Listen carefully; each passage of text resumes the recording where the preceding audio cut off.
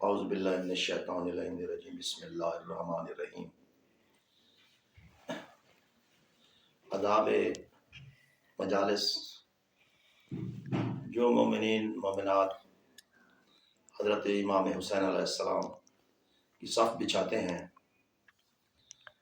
اور وہ یہ کوشش کریں کہ باغسل باوضو ہو کے صاف کپڑے پہن کر مجلس میں آئیں،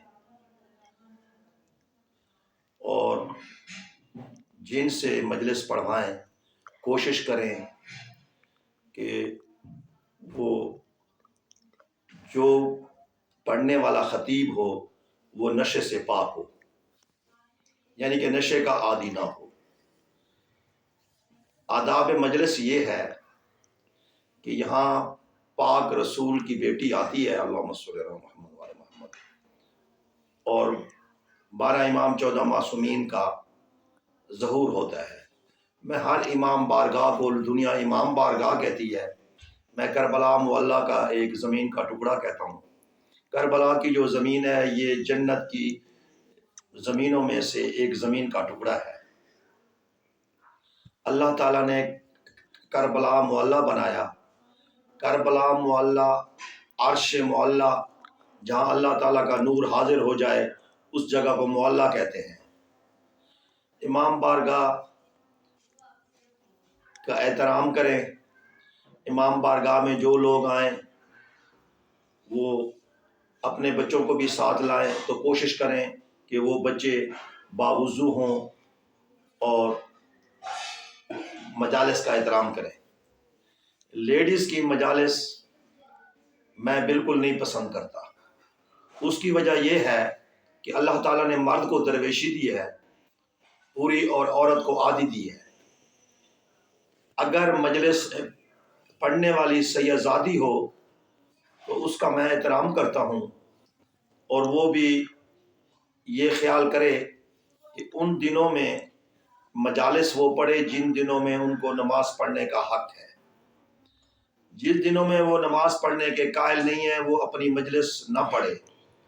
اس کا جو گناہ ہوگا وہ میں اپنے کھاتے میں، پروردگار میرے کھاتے میں لکھے، اور کوئی امتانی اگر مجلس پڑھتی ہے تو کم از کم وہ فیشنیبل نہ ہو، اس نے میک اپ نہ کیا ہو، اس نے بال نہ کٹوائے ہوں، اس نے کوئی مردانہ لباس نہ پہنا ہو، اس نے کسی قسم کی، کیونکہ جیسے ہی صفے ماتم پہ آتے ہیں یعنی کہ اسی حالت میں وہ آ کے ذکر کرے تاکہ پتہ چلے کہ رسول پاک کے گھر میں اللہم صلی علی محمد وعلی محمد وہ پرسہ دینے آئی ہے۔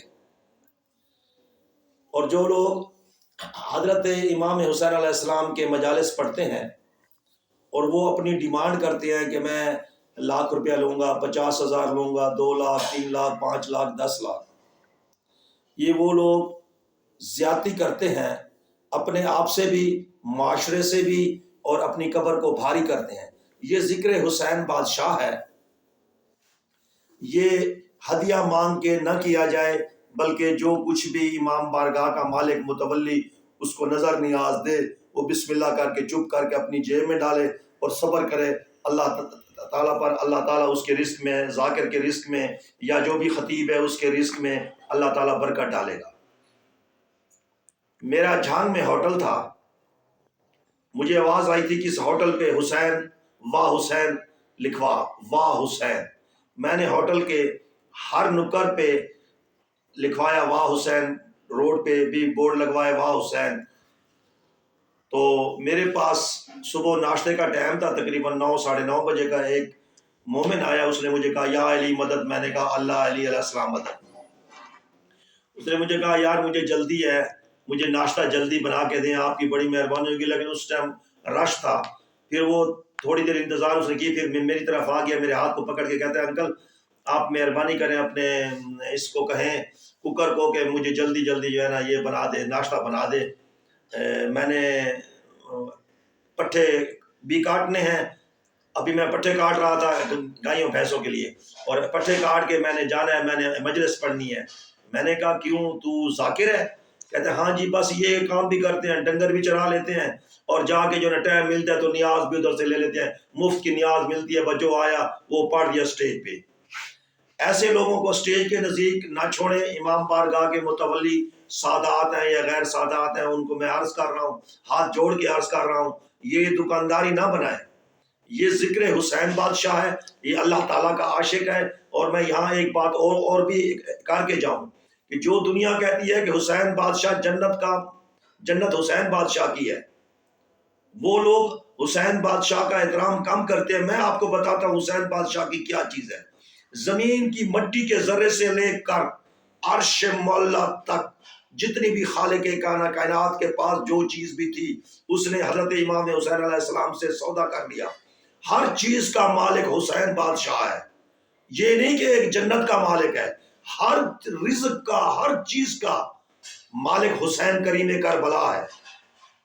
اس لیے اس کی مجالس کے لیے کوئی ذاکر ڈیمانڈ نہ کرے، اس کی حق نہیں بنتا وہ اپنا ہدیہ لے، جتنا اس کو مل جائے وہ چپ کر کے پیر آ کے بسم اللہ کر کے جیب میں ڈالے۔ ہاں یہ امام بارگاہ کے متولی بھی زیادتی نہ کریں کہ وہ 10,000 کرایہ لگا کے آیا ہے اور اس کے ہاتھ پہ وہ جو ہے نا 5,000 روپیہ رکھ دیں۔ یہ میں ان کو بھی اپیل کرتا ہوں کیونکہ میری ویڈیو پوری دنیا دیکھ رہی ہے، تو اس لیے امام بارگاہ کے متولی بھی نہ رکھیں۔ مجھے کافی جگہوں سے اطلاع ملی ہے اور کہ لیڈیز کی جو مجلس پڑھائی جاتی ہے اس میں ان کی ڈیمانڈ جو لیڈیز ذاکرین ہیں وہ کہتی ہیں 50,000 لینا ہے، 60,000 لینا ہے، 30,000 لینا ہے، 1.5 لاکھ لینا ہے۔ یہ کیا یہ ذکر حسین بادشاہ کا پڑھنا یہ دکانداری ان لوگوں نے بنائی ہے؟ یہ کیا کہیں گے ہم روز معاشر بخشے جائیں گے؟ نہیں بخشے جائیں گے۔ یہ کام بالکل چھوڑ دیں۔ میں بھاولپور جا رہا تھا صادقآباد، تو رات کو جا کے گاڑی بھاولپور میں رک گئی اڈے پہ، تو ادھر ایک سید بادشاہ آیا سفید، اس نے کپڑے پہنے ہوئے تھے، پاؤں ننگے تھے، اور نور اس کے چہرے پہ اتنا تھا کہ میں اس کو دیکھ کے میں نے ماشاءاللہ کی تسبیح پڑھی۔ تو اس نے کہا کہ لاہوت لا مقام کے رستے میں ایک دیہات آتی ہے، ایک گاؤں ہے، ادھر عصر کی اذان کے بعد ہر درخت، ہر پتھر، ہر جانور کے منہ سے نکلتا ہے ہائے حسین، ہائے حسین، ہائے حسین۔ اور جو لوگ دودھ چوتے ہیں، جو لوگ زمیندار لوگ دودھ چوتے ہیں، دودھ نکال رہے ہوتے ہیں بھینسوں کا، گائیوں کا، وہ لوگ برتن رکھ کے وہ بھی اپنا سینے زنی شروع کر دیتے ہیں۔ جب سورج ڈوبتا ہے یہاں تک یہ ماتم درخت بھی کرتے ہیں، پہاڑ بھی کرتے ہیں، پتھر بھی کرتے ہیں، انسان بھی کرتے ہیں، بلکہ اس نے کہا کہ ہر جانور کے منہ سے آواز نکلتی ہے گائے بھینس کے کہ یا حسین یا حسین۔ یہ نہیں کہ حسین بادشاہ کو تمہارے ماتم کی ضرورت ہے، جیسے اللہ تعالیٰ کو عبادت کی ضرورت نہیں نا، اس کے فرش پہ ملائک کر رہے ہیں۔ اللہ تعالیٰ نے فرمایا 2 ایسے روزے ہوں گے جس پہ فرشی مخلوق ختم ہو جائے گی تو میں عرش سے انسان کی شکل میں فرشتے بھیجوں گا، وہ ان کا طواف کریں گے۔ ایک روزہ ہے حضرت امام حسین علیہ السلام کا، اللہم صلی علی محمد وعلی محمد۔ ایک جناب امام رضا غریب الغرباء معین الضعفاء والفقراء مشہد مقدس کے پاک والی کا ہے۔ یہ 2 روزے کبھی زواروں سے فارغ نہیں ہوں گے۔ اس لیے میں بار ہاتھ جوڑ کے اپیل کرتا ہوں کہ ڈیمانڈ کر کے مجلس نہ پڑھیں، کیونکہ اگر کسی غریب امام بارگاہ کے متولی کے امام بارگاہ ہو، اس کے نام کا لائسنس ہو اور اس کے پاس پیسے پڑھانے کے لیے نہیں ہوتے، تو وہ غریب پریشان ہوتا ہے کہ ذاکر صاحب تو مجھ سے لاکھ روپیہ مانگ رہا ہے، میری لاکھ روپے کی حیثیت نہیں ہے، تو اس لیے وہ پھر وہاں سے جو ذاکرین پیسوں کی ڈیمانڈ کرتے ہیں وہ غریب متولی نہیں پڑھا سکتا۔ تو یہ تو ذکر حسین نہ ہوا نا۔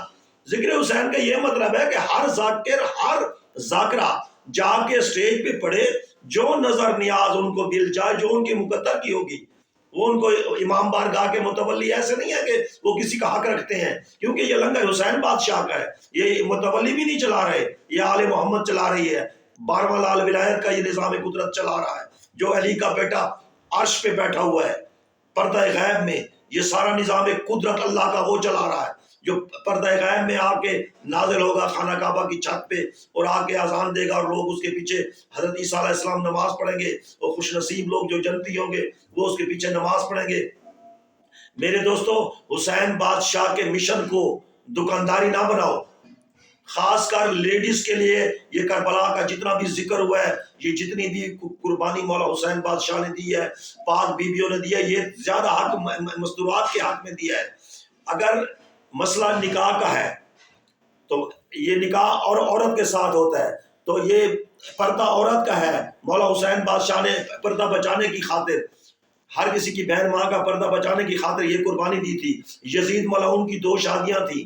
پہلے گھر سے اس کی ایک بیوی کے ساتھ ایک چھوٹی بچی آئی تھی، وہ بالغ ہو گئی تھی، تو اس نے خط لکھا تھا حضرت امام حسین علیہ السلام کو کہ میری یہ بچی جوان ہو گئی ہے، کیا میں اس سے شادی کر سکتا ہوں؟ حضرت امام حسین علیہ السلام نے کہا نہیں، تو نہیں کر سکتا.